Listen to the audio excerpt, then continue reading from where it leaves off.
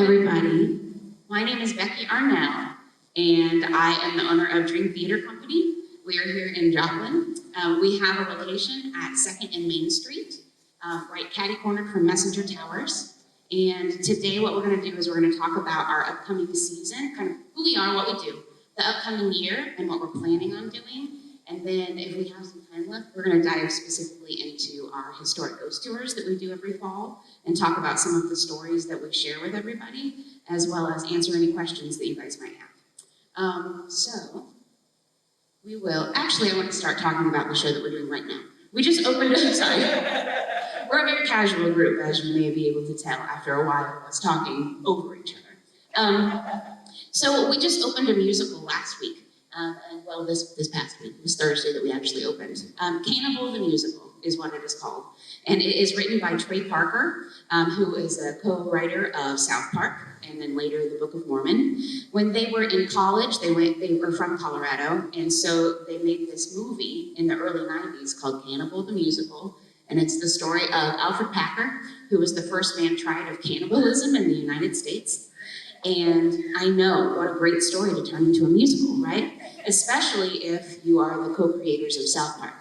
And so you get a lot of that humor involved in it, and there is a lot of blood involved in this stage production. We were all just talking about, I sat in the audience on Thursday. I'm the director, but I actually was able to sit with the audience and experience it myself. And by the time I was done, there was blood in my hair, blood down my neck, and all over our clothes. And good thing it's washable, but ponchos do come with purchase of tickets. And we will say, this is where you sit if you want some serious blood.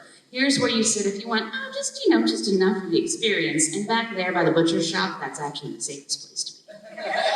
So we have tickets still remaining for next week. Yeah, by the butcher's shop, exactly, where you would think the safest place to stay away from blood would be. So we're again open on Thursday, Friday, and Saturday of next week. Saturday is sold out, but we do have tickets for Thursday and Friday. And of course, if you contact us through our Facebook page, which Dream Theater Troupe Joplin on Facebook, you would know any of our upcoming productions as well as how to purchase those tickets, or you can send us a message and it will come to multiple people here on this panel today, and we will go ahead and write down your reservations and you can do walk-ins. We'll try to accommodate as many people as we can. So that's the show that we're doing right now, Cannibal the Musical, right? Marketable. And so the next show that we have, though, we're getting ready for our fall season. And so if we could click the slideshow, please. Magic. Okay, so we're going to talk about the whole next year, and we're going to start with, this is the next production that we're getting ready to do, is The Haunting of Hill House. It was written in the 60s and turned into a movie then, and it was remade into a movie again in the 90s with Catherine Zeta-Jones. That is the storyline of what this play is. So we're just doing the stage version of it. We are told that it is one of the scariest scripts ever written for stage. I mean, we'll see. We'll determine that ourselves, but we're glad to take it on as an opportunity to entertain people this fall. So the dates for The Haunting of Hill House will be September 29th, 30th, and October 1st this year. Tickets for that, since it's a play, will be about $15. Again, if you follow us on Facebook, you can find all that information to go ahead and purchase tickets. And then, click that again. Then we get into a historic ghost tours season. And we've been doing historic ghost tours for quite a while in Joplin and the surrounding areas. We've done the Carthage Square in that area as well. We also get hired with Historic Preservation Society and Murfreesburg Historic District to do things like, this June we just did mausoleum tours in Webb City at Mount Hope Cemetery. And so what they did is they hired us all as actors to go out there in the sweltering heat and put on Victorian-style costuming and pretend that we were third-party related to or knew those founding fathers who were buried in the mausoleums here. And we just pulled from our repertoire of knowledge in historic ghost tours, as well as some of the data that was provided to us from Murfreesburg and the Historic Preservation Society to do the mausoleum tours. And we just stood out there all day welcoming people to graves in character and in costume. But it was a lot of fun. And so Historic Ghost Tours has kind of run the gamut on what we can do as far as being costumed tour guides for spooky things. But specifically, Historic Ghost Tours My goal with it is to really up the knowledge of preservation in this area. I'm 35 and I was born here, and it's really important to me to know where we're from and all of these different exciting things that have happened here. And there's a lot of stuff that we have found that they're not going to tell you about in history class. And that's the stuff we like. So we're going to talk about all of the murders and the brothels and, the fun stuff. And so we also, though, do consider our historic ghost tours family friendly. We've had lots of people go and push strollers along the walking portion of the tour and what have you. Now that we are in a location on 2nd and Main Street, it is a historically recognized building. It used to be the Arcade Saloon, which is one of the first businesses in Joplin. Prior to it even being Joplin, it was still mining camps back then. And so inside our facility, we will set up a museum. So there's a walking portion inside that you can do even when the weather is bad. And it covers exhibits that talk about stories that are not within walking distance. So things like the Spook Light or Peace Church Cemetery, lots of true crime things that have happened in the Carl Junction area, that kind of thing. And then after that museum portion, you get picked up by costumed tour guides who are all mic'd at night. And they walk for another good 45 minutes downtown, and they talk about all of the ghost stories that businesses have shared with us, things that we've found through the public library, through the Historic Preservation Society, things like that to share with our friends. So we are also it's important to us with historic ghost tours that we definitely separate. This is anecdotal. This is what we have been told. These are the urban legends and stories that come with these locations, and here's what we can prove because we found it. And here's where you can go to the library and find it yourself if you're really interested. So historic ghost tours will be the last 3 weekends in October. We are going to open on third Thursday in October, and then also every Friday and Saturday leading up to Halloween. So, and then we'll go on to the next thing. Sorry, I'm just hogging the mic. Whose Holiday is then, it's coming back. We did this last year to a completely sold out house, which is ironic because it's a one-woman show. Whose Holiday is the story of Cindy Lou Who, all grown up, living in a mobile home at the bottom of Mount Crumpet, drinking and smoking and telling everyone about all of her escapades with the Grinch. And it is a very, very funny, engaging, interactive show with the audience, but I would say that this one is for mature audiences only. You can decide that at your discretion as to what that is, but we do market this one as mature audiences. So Whose Holiday is coming back by popular demand, and so we're going to do it December 8th, 9th, and 10th this year. And then we'll move on to the new year, and we're going to hand this off. This is Cora, and Cora is actually going to be the director for the show at the top of the new year.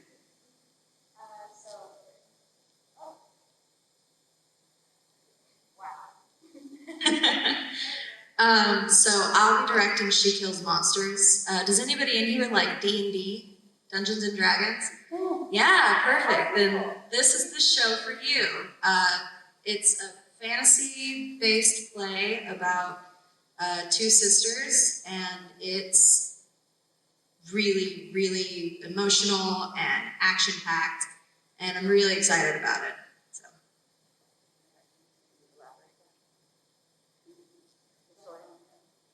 I'm going to talk about the storyline really quickly about She Kills Monsters because we're all the Dungeons and Dragons fans here. This story for She Kills Monsters follows 2 sisters. One has passed away, and she was a teenager when she passed, and the other sister is cleaning out her bedroom and finds her Dungeons and Dragons game. And so, not knowing anything about the game, she has to find the dungeon master who walks her through the game. And so most of the storyline within the play takes place as she plays the game, and so she's inside of it. So all of the different characters and creatures and things that you would have found in that game, and her sister's alive in the game still, so she still gets to have that sister interaction. So anyway, She Kills Monsters has been really popular amongst the community theater gambit for a while, and just last year it was MSU in Springfield did it. They did a production of it, and so we're really excited to get to bring that one to Joplin. We hope that all the D&D fans are the ones who are really like, yes, this one's for us because of all of the visuals and stuff that will come with that show. But then, yes, we'll move on, sorry, and then we're back to Misery. And Misery is going to be in place of our Valentine's Day fundraiser. And so ordinarily we have been doing the vagina monologues every year and donating a lot of money to the Lafayette House. Given some different things that have been going on with their royalties, This year we're opting to replace that with a different fundraiser, and so it has been chosen to do Stephen King's Misery. I know, ironic. But we'll hand that one over to Damaris, because Damaris is also going to I'm going to be the director of that one. Yeah. I'm very excited for this. If you aren't familiar with the story, it follows the author Paul Shelton, who gets in a car crash and is rescued, quote unquote, by Annie Wilkes, who then holds him captive, and we discovered that she is not happy with the ending of his most recent book. So she basically forces him to change it and rewrite it into a new novel that is for her. And it just gets incredibly dark, incredibly suspenseful in a typical Stephen King fashion. And I'm hoping to really take it and make it our own in the best way we can. Yeah, and I'm super excited for it. So any Stephen King or suspense and thriller fans, please come and see it. It's going to be a lot of fun. for Misery's dates will be February 9th, 10th, and 11th, so right before Valentine's Day. So it gives you a nice alternative date night idea. And then comes Firebringer, and the director for Firebringer is not with us today. So Firebringer, as you can tell, is more based off of cave. We make fire. That's the kind of Firebringer we're talking about. Firebringer is a musical, and it was written by Star Kid Productions. So these are the same people who did a Harry Potter musical that Darren Criss, if you're familiar with Glee and his work, had kind of gotten started with. So it's the same production company and their style of writing. So in the spring, we will be doing Firebringer, and that is March 2nd, 3rd, 4th, 9th, 10th, and 11th. So 2 weekends because it's a musical. Can I say something about that? Yeah. So if you don't know the name Firebringer, then you will know probably this Vine or TikTok that everybody quoted for a while, and it's one of the songs from it. It's the I don't really want to do the work today. I don't really want to do the work today. Yeah, so that's from that show. So if you liked that TikTok or Vine or whatever, then this is the show that you need to come and audition for. Tucker Vine or whatever, that's such an old man thing to say. I came out of the womb at 35, so give me a break, all right? I thought that the app called Shazam meant that I could transfer money to people.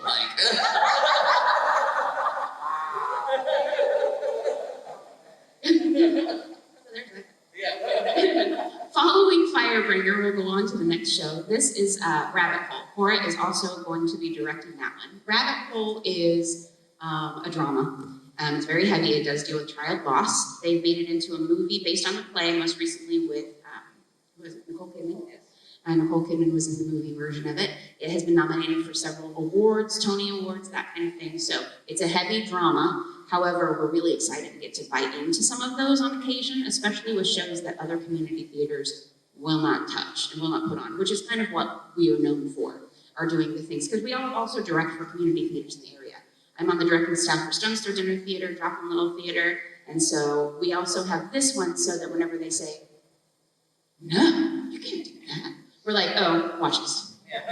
So we just take it somewhere else and do it there as well. So mad respect for what they do, but we've got to offer the people something else too. So you want to talk a little bit about Rabbit Hole in itself?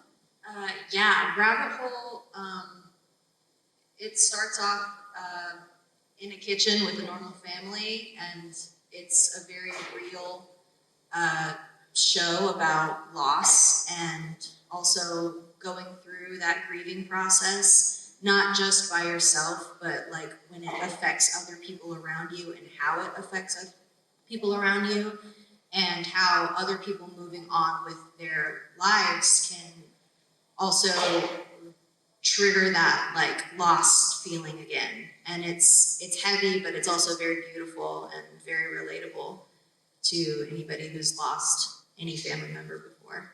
So I'm very, I think excited is the wrong word for this one, but I am excited for it. And Rabbit Hole will be April 27th, 28th, and 29th. So later in the spring. And following Rabbit Hole, we will then be doing A Midsummer Night's Dream. Dream Theater Company is actually named based on this show. If you guys are familiar with Shakespeare at all, it just happens to be my favorite of Shakespeare. And there is a theater group of people who are going to put on a play for the Duke and his wedding and all of this. And so they gather in the middle of the woods because they don't have a venue with which to rehearse. And so they kind of just have these ragtag actors who gather around in the woods and start trying to put on a play, and mystical things start happening to them based on the fae. There's different sides. You have the lovers, you have the players, which are the actors that kind of mimic what the theater company is. And then you have all of the fairies. And so it's a comedy written by Shakespeare, and this version that we will be doing is in modern English. So it's like the Spark Notes version of Shakespeare. So you will be able to understand it. We're trying to make it easy on the actors as well as on our audience to be able to enjoy that one. So A Midsummer Night's Dream is going to properly be scheduled to happen right after summer solstice. And so it is June 22nd, 23rd, and 24th of 2023. Following that, we have our big musical. This is taking Cannibal the musical slot next year. I know, a weird transition. So we have decided we're going to be doing Jesus Christ Superstar. And so Peyton is going to be directing that. You want to talk about it? Yeah, I would love to. So, hi, my name is Caleb Probs. I'm excited to be doing this show. We kind of talked about it back and forth and everything.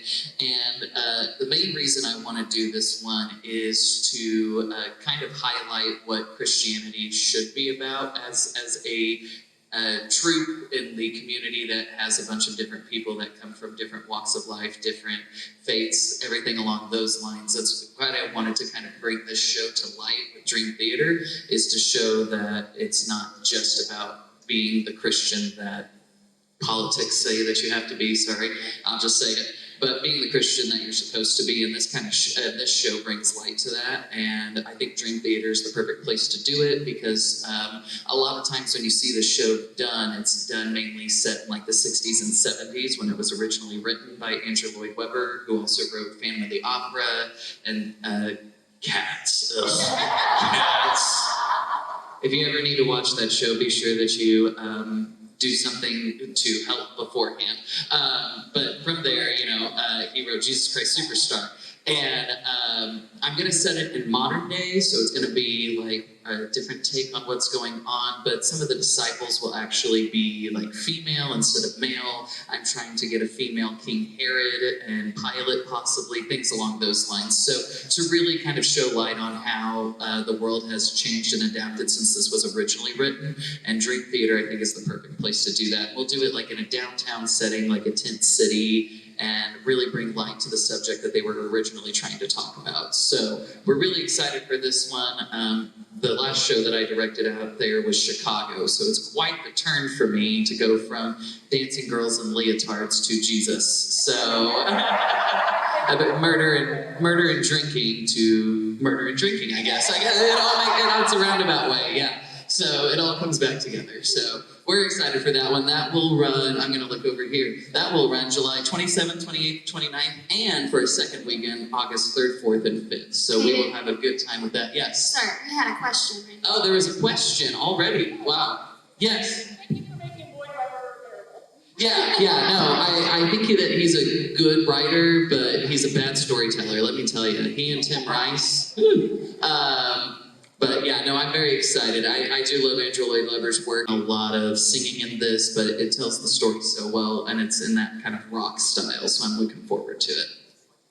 Yeah, definitely more tangible, I think. Yeah. Following the big musical next summer, we will go into, now this is where we were talking Haunting of Hill House time slot. This will be the time slot for the next year. And so then we will be doing Night of the Living Dead live, right after Jesus Christ Superstar. we have this nice roller coaster of things that we want to touch on. So it will open 3 days after Jesus Christ Superstar. So that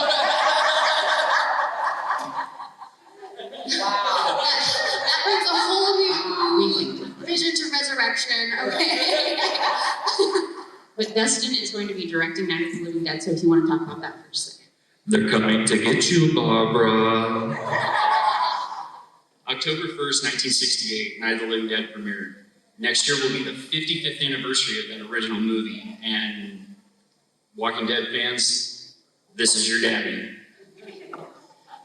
I've been a big fan of it since I was a kid. The underlying story in it is really more of a civil rights story than it is a horror story, as most people think it is. But with Night of the Living Dead Live, there's a little bit of a comedy aspect to it. There's the horror aspect, and there may be some music involved too. But this is a whole new take on the original story, and I'm excited to do it, and there will be blood.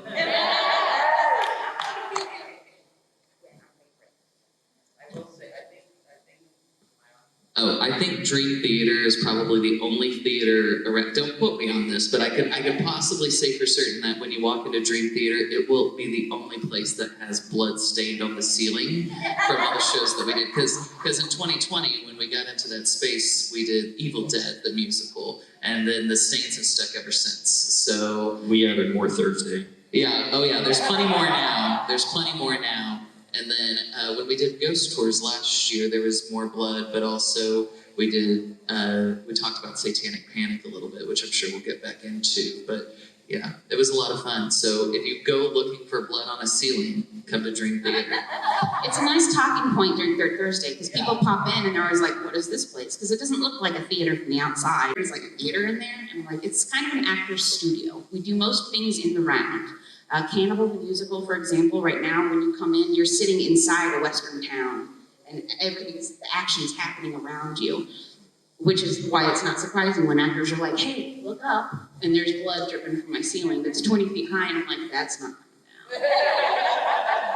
And so, oh my gosh. But whenever people walk into Third Thursday and trying to explain the kinds of things that we do, it's always a fun point to put out and be like, and now see the splatter, this artistic splatter on the brick? That's blood from Evil Dead, the musical. So that's what you can kind of expect when you come to see the blood splatter types of shows that we do, although we run the gamut. And we also just closed a children's show. A lot of us have younger children as well, and we're involved with, again, community theaters and other areas. So they just did one that they gathered and they wrote themselves, and they produced and they put on for anybody who wanted to come in and see it at Third Thursday. It's called Kidnapped in Calico Town. And it was about a little boy who had kidnapped himself and wrote a ransom letter and sent it out, and these detectives got the letter, and they came to town, and they were trying to solve the puzzle in order to get the reward, and then of course they find out he just kidnapped himself. But it was from ages 4 to 14 that were involved in that as well. So now, though, that we kind of covered the whole year around of what shows we are planning on doing tentatively, we want to kind of go circle back and talk a little bit more in depth about historic ghost tours. Because it's something that we've done repetitively for many years. And what you can see on the slide that's up right now is that picture is inside the Arcade Saloon in 1915.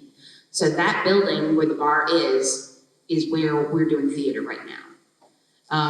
The map next to it, this was our route from last year, so that whenever we started doing the walking portion, anyone would know how far the walking might take.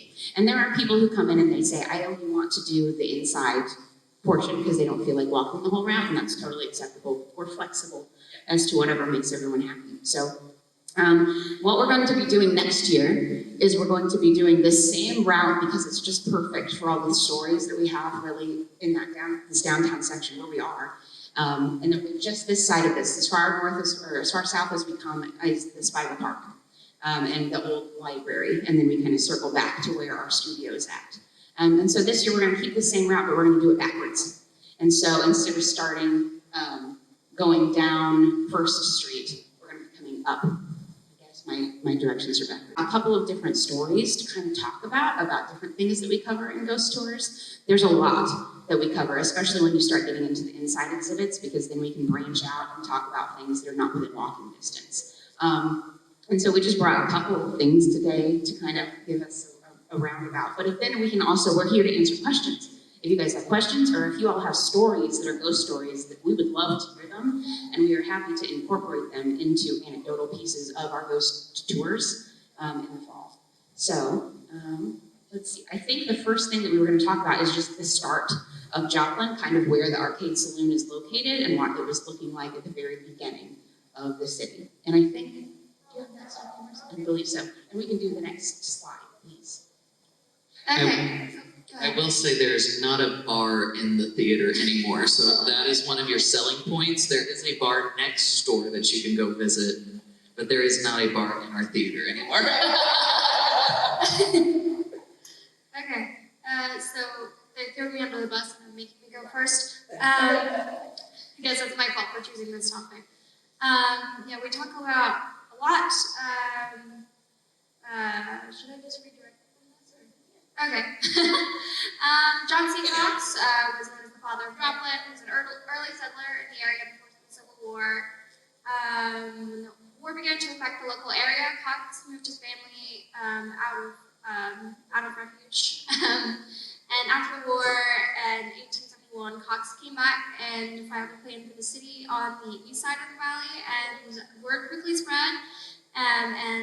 This area was a prime location for young men fresh from war to come make a living in the mining industry. There's still a lot of buildings from the historic Murfreesburg area. And I'm not just going to read this whole thing, that will take a really long time. But we're going to talk about a lot of things like the saloons that were there and the brothels, confirmed and alleged. I can tell you definitely last year the word alleged was used many, many times. We're also going to talk about outlaws that passed through Joplin and the area, like Belle Starr and, of course, Jesse James. And Bonnie and Clyde were in the area as well, right? Yes. The reason the city was named Joplin was after the spring and creek nearby, which was named for Reverend Harris G. Joplin, an early settler who founded the First Methodist congregation in the area mid-century. So if you are from Joplin, the best way to kind of picture this is the viaduct that runs through Landreth Park at one time was Joplin River. And that is really where the first recorded strike of lead happened. And it was by a slave that John C. Cox owned. And he found the rock and he took it to John C. Cox. And then that's kind of where the big mining boom, we talk about boomtown days, those kinds of things, happened because of that. And so where the river, the viaduct, once was, if you're talking about the other side of it, on the eastern side of that, that is where John C. Cox lived, and he still has a homestead that's there that you can visit. I know that whenever I was in elementary school, they used to take us on tours. I don't know if they still do that in Joplin anymore, but you can go and set up a place to visit. His family cemetery is still there, and so he was technically the founder of Joplin because of that settlement. Now, on the other side of the river, you have another mining camp, and that was Murfreesburg. And before they were both declared a town, the closest proximity for anything like that was either in Galena or in Carthage. And if you needed law enforcement help, that was an 80-minute carriage ride away. So there was a lot of lawlessness that was able to happen here in this strip because there was nobody around to mandate that. And so there was a lot of crime, we talk about outlaws. Belle Starr is from Carthage. It is said that Jesse James frequented the bars here during that time. We, of course, don't have record of that. That's anecdotal or allegedly. But the Arcade Saloon, where we are located, it would be on that list of the only bars that were open at that time. And so besides just the outlaws, you had all these ruthless sort of mining men. And so what they would do is, it was said that if you had the post office, then you were the town. And so their post office was a little building that they could hitch horses to, and they would at night, it's like stealing each other's mascot in the middle of the night. They would hitch to the post office, and they would pull it by horse over the line into either Murfreesburg or into the Joplin mining camp, so that they could fight about who was actually the town. So Murfreesburg's founder, Patrick Murphy, decided to get with John C. Cox, and they had a discussion about all of the things that were happening, and they decided to, in order to combine, or by combining, that they would be able to set up a town system. They just kind of, they just kind of agreed, they merged, they agreed upon doing that, and then they named the city Joplin. Instead of, we could have very easily be in Murfreesburg right now, but they just decided to go with Joplin, and it was a third-party name. And so we do talk a lot about the different things that happened, more specifically downtown in that time. They called it the Reign of Terror, whenever you look at old newspapers and things out of Kansas City, they would highlight what was happening in Joplin, as far away as New York City, as this was the reign of terror. We were known for being a lawless Western sort of mining camp town. And so now we will move on a little bit and talk about the mining itself. Do you have any of that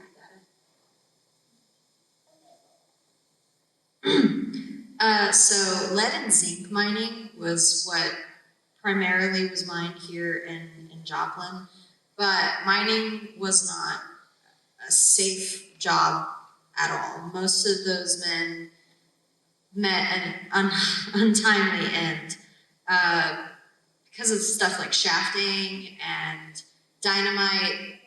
Obviously, those aren't the safest, but in unsafe conditions on top of that, it would explode and people would lose their lives. On top of all of that, there was diseases that you could get from the rocks, and it would slowly over time, if you didn't get exploded or suffocated in those mines, you would develop this disease and it would feel like razor blades in your lungs. And yeah, you succumb to minor consumption. And so what a lot of people don't really think about until we start talking about historic ghost tours is the amount of people who have died under our feet where we're standing right now. We know that from a certain, like in any given 20-year period, you're talking about 215 reported deaths of miners, even from cave-ins or explosions or different kinds of accidents that would happen. And so a lot of that energy, if you believe in that kind of thing, would still be here. It would still permeate this area because it was so massive in its amount. You think about something a little bit more modern to kind of compare that to, and you're talking about how many people we lost in the tornado in 2011, and double that, and also a very different kind of time frame where they don't necessarily report those things. So there's a lot of things that we don't necessarily have data about when it comes to the mining deaths that happen here. So just something to think about when you're thinking about the spooky parts of Joplin and what its history entails. And then we also, besides just the basic back history of the town, we like to get into some true crime. I know you mentioned the Satanic Panic and Pearl Junction in the 80s, those kinds of things. Those are different exhibits that we have in the museum whenever we're open in October. But one of the most popular stories that we constantly get for a long time is about this gentleman right up here on the slide. Gentlemen, we use that term loosely. And so it's kind of triggering. I did specifically pick slides that I felt like were pretty family friendly for this one. But this guy's name is William Cook. He was born in Oronogo, and I think we're gonna hand it over to Katie. Katie covered this as a tour guide on the ghost tours last year, so he's got a little bit of that background. Yeah, we had a lot of fun with the ghost tours because us as guides, we're not like in like the black polos and have the flashlights and we're like, this is what happens. We actually did characters. And so Rhonda and I over here were partners and we got to walk around together. We handed our next leg off and Damaris was like a porcelain doll type thing that was really creepy. Yeah. So, but Rhonda played like an old-timey nurse type thing, and I played a psych patient who was really obsessed with Billy Cook, and I would run around and I would say, Billy, Billy, Billy, Billy, Billy. And so it was really, yeah, exactly. But Billy Cook was really interesting to cover because so much happened in such a little amount of time, and actually just a small portion of it happened in Joplin. He lived in Joplin, he grew up in Joplin, and so that's kind of where it all started. And then his mother died when they were young. He didn't have a father, and so he was, kind of shuffled around the system and became a ward of the state and was constantly getting arrested for things like petty theft and along those lines until about 1950, he was released from prison. And he told his dad when he was released from prison that his intention was to live by the gun and roam. So that kind of tells you what kind of guy this was.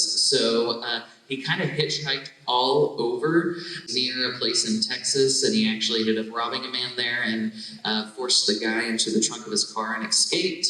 And it was just really crazy. Then from there, he went on to picked up a farmer called Mark Mosser from Illinois who is en route to New Mexico with his wife and their 3 children.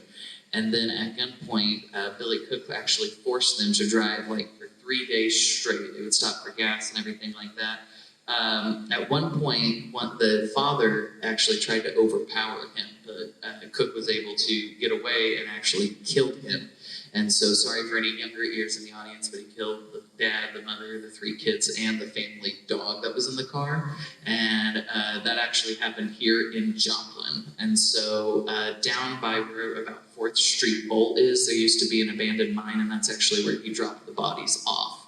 And so that family of 5 that you see in the headline up here, that's the family that had vanished and they found in this mine over here. And then from there, he traveled out to California, where he was out there for a bit and was confronted by a police officer after he had been telling a waitress at a cafe that he frequented about his escapades. And he he actually took the officer at gunpoint in his own patrol car, and then when he was on his way out of California, he actually dropped the officer off and didn't end up killing him. And I don't know if that was because of his fondness for the waitress that he had befriended or what, but he did end up killing another police officer that pulled him over later on that night, and then escaped to Mexico. Then he was found and brought back and tried for all of the killings in Oklahoma, Missouri, and California. And he eventually died in California on death row. So he's a pretty crazy guy, but he actually has an ancestor here in Joplin. I don't know, are they still alive? We had at some point in the past, because I have a lot of work in the home attraction industry as well, and my husband was doing something where he was supposed to be depicting Billy Cook. And so we had contacted the family and asked them about their comfort level on that. There is not a sister, it's an aunt of some sort. So anyway, his nephew, who also has the name William Cook, it's a family name, his dad's name was that as well, said that we are allowed to do whatever with his namesake as long as it is not respectful in any way. Yeah. That's why there's not a lot of movies about it or anything like that. They haven't wanted to sell his story necessarily yet. However, there have been songs written, there have been books written. Flannery O'Connor has a short story about a hitchhiker that does kind of the same thing. He is the hitchhiker serial killer is what most people know Billy Cook as. All of his crimes. After he was killed, executed in California, his father paid to have an organization out of Tulsa bring his body back home, where he was going to be buried in their family plot in Peace Church Cemetery here in Joplin. And they stopped in Tulsa along the way, and they started charging people admission to come and see Billy Cook's dead body on display. So they made like $20,000 just showing this guy off. I mean, I guess that was entertaining back in the day. Oh yeah, well they did the used to do same it to thing Bonnie, with Bonnie Clyde. Clyde, same kind of thing. So after that, he was buried in the middle of the night by law enforcement in an unmarked grave in Peace Church Cemetery because they thought that it would be disturbed because so many people had strong feelings about this person. And we are pretty sure. Peace Church didn't allow him, so it's on the outside of Peace Church. Yeah, he was that bad of a man that the church wouldn't let him be buried there. So, right. Yeah. And so a lot of people think that Peace Church Cemetery, that is the allegedly Peace Church Cemetery is haunted because Billy Cook is buried there. Now, take that with a grain of salt if you'd like. However, there's a lot of other things that happened at Peace Church too that we do cover during historic ghost tours when we have a lot more time. A lot of Civil War-based stories and things that have happened there, and recent discoveries with the historic area as far as Civil War things that have happened up there. But we'll go ahead and move on so that we don't miss this last one that we kind of want to touch base on, and I'll hand it over to you. There's another question down here. Oh, question, yeah.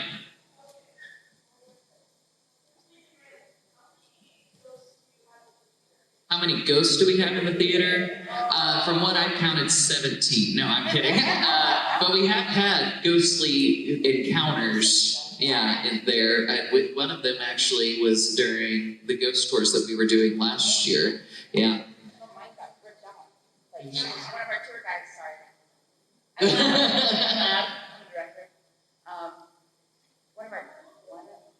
One of our tour guides was in the museum area during ghost tours last season, and she felt like her mic pack that was here, because it's like a headset that comes around so you have a microphone right underneath your mouth, and it lights your face up at night when you're doing the tours. But she was standing there, and her mic pack just flew off of her belt strap and backwards and like popped the cord off. And she had nothing to do with it. And that freaked her out enough that now she's constantly vigilant of the whole thing. And it was a long joke for a long time that our exhibits were what made it haunted. Okay, so that I will stand by that. With the Satanic Panic, there were swastikas and pentagrams everywhere, and I had to come in and direct shortly after that. And I told Becky, I said, if that place isn't saged by the time I come in and start directing, we will not have a show. Like,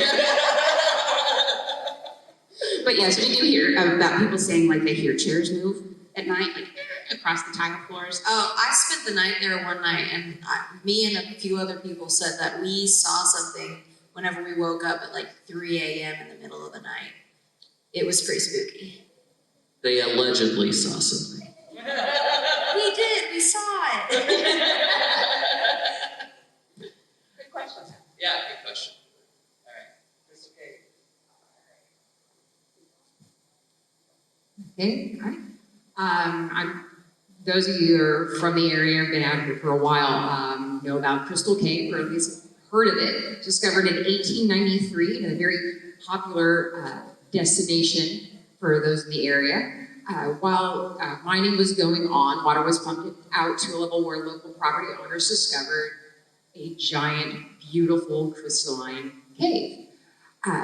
It was located about 80 feet below the surface of 4th Street and Gray Avenue, about 225 feet in length.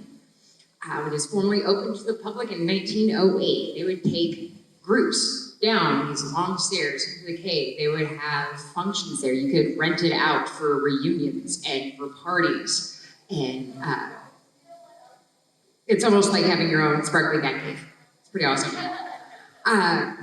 However, when the mining stopped, they stopped pumping the water out, and so the water levels went back up, so it's closed back off again, and it was officially sealed.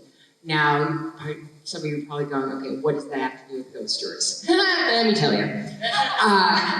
Crystals in and of themselves have been used for thousands of years by ancient civilizations, the Egyptians, the Aztecs, and others, and they incorporated these stones into jewelry, cosmetics, decorative statues, amulets, and much more. And you'll wonder why things are going happening.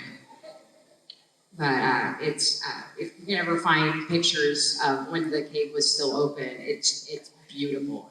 They're in black and white, so you don't get like the full color aspect to it. But yeah, like you can see, it's like they would go downstairs, and like that was the cool thing to do, is go down to the crystal cave.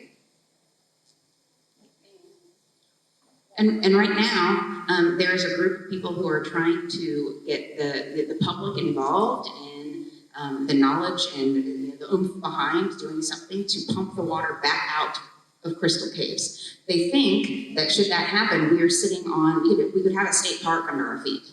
We could have a national park under our feet because of how large it is and what it entails. But because the only reason they were able to find it was because all of the mining pumped the water out.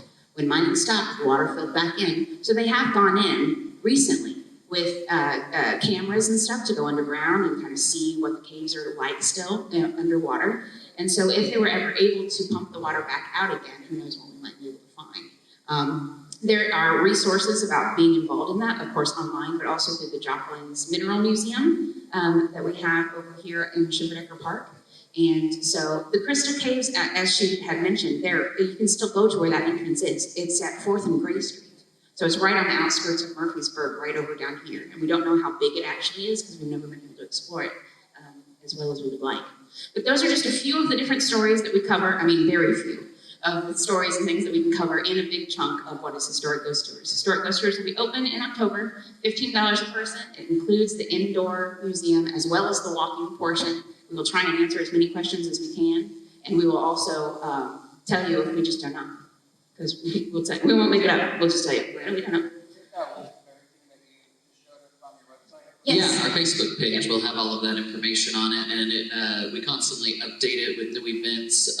Since we're a place downtown, it's used a lot for different venues, it's a venue for different events as well. There's bands that play down there when we're not in the middle of a show. Vocal lessons. Vocal lessons. It's all theater-based and related things that are happening in there, but yeah. Oh, yes, absolutely, very accessible. Absolutely. Yeah. Actually, last night I had somebody who needed for cannibals for me to just pull some chairs and stuff, so they could just get in their own seat there. and they were comfortable, and we'll do whatever we need to accommodate. I think that's the one thing to be said about Dream Theater is it's always accepting and it always welcomes new people when you come through the door. And so we always want new talent coming in, whether that's acting, whether that's tech stuff, directing, music, Writing. We heard some people asking questions about writing, and I was like, you don't need to publish yourself necessarily when we are your live publishing house down here. If you can write a play or something like that and get it to us, we would be happy to incorporate that. Even if it can't go in the main stage slot, we could still put it on and do it for Thursday audiences. We could do all kinds of different stuff, but we're happy to work with people. It's more of an artist coalition than it is a community theater. We are a lot of different, everybody's good at something. You don't need to have a theater degree in order to prove that you know anything. We've worked with plenty of people with theater degrees who we won't work with again. She's talking about me. But generally speaking, it's a big goal of ours to be inclusive in all ways as we possibly can, as long as we're kind to each other. Nobody's getting any Tony Awards. I'm not paying anybody's bills. We're here for fun, and a lot of people do it for their mental health as well. And so we're just a big family. Yeah, and we need to be kind to everyone except for Kaden. Yes. Yeah. We're officially 2 minutes over the time. We I are. think that's it. Yeah. Because we can talk forever, but we will hand it off to whoever needs to take over. Yeah, come and find us after if you've got any questions, comments, or concerns. We'd love to talk to you and get to know you. Absolutely. Thank you guys for letting us be here today. We appreciate you. Yeah, thank you. Hope you come and see us soon. There's still tickets available for Cannibal next Thursday and Friday. Yep, so come and see us. Thanks, guys.